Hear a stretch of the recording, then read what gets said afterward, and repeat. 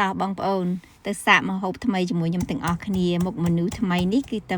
បកកើតចេញភ្លាមនឹងតែម្ដងគឺថាពងត្រីសាមញ្ញជាមួយពងមាន់ចៀនចាហើយ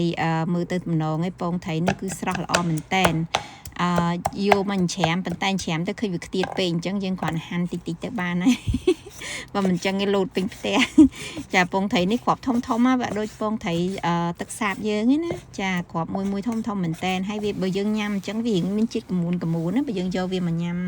ជៀនតែពងមាន់ទេជាមួយគ្នាអីអញ្ចឹងណាអញ្ចឹងទៅខ្ញុំកើតយកទី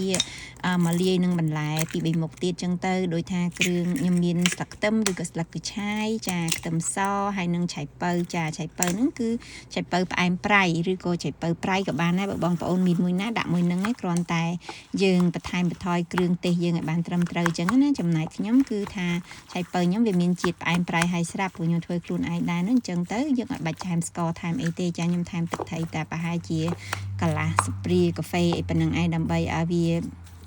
មានជាតិបន្តិចព្រោះអីខ្លាចវាសាបពេកអញ្ចឹងព្រោះយើងដាក់ស្លឹកកញ្ឆាយច្រើនដែរនោះចាហើយជាមួយពងមាន់យើងផងអញ្ចឹងយើងកូរច្បល់គ្រឿងផ្សំទាំងអស់គ្នានឹងឲ្យចូលសព្វគ្នាល្អសិនទៅចាដើម្បីឲ្យឡើងពពុះអញ្ចឹងដូចថាពងមាន់យើងវាយឲ្យវាឡើងល្អអញ្ចឹងដែរណាហើយបានខ្ញុំបន្ថែមទឹកត្រីបន្តិចនឹងចូលចុងក្រោយនេះចាដើម្បីឲ្យវា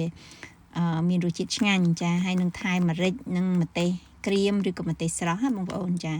មួយណាក៏បានដែរហើយទៅយើងមកដាក់ខ្ទះយើងចៀនចាពេលដែលបងប្អូនចៀនហ្នឹងគឺចៀនរបៀបឲ្យថាស្ដើងណាយើងកុំចៀនឲ្យវាក្រាស់ពេកកាលណាក្រាស់ពេកខ្លាចអាពងត្រីខាងក្នុងហ្នឹងវាអត់សូវក្រៀមល្អអញ្ចឹងញ៉ាំទៅវារៀងជាតិកមូនខ្លាំងណា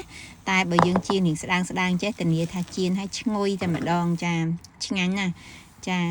អរគុណបងប្អូនទាំងអស់គ្នាសង្ឃឹមថាសាកល្បងធ្វើញ៉ាំណា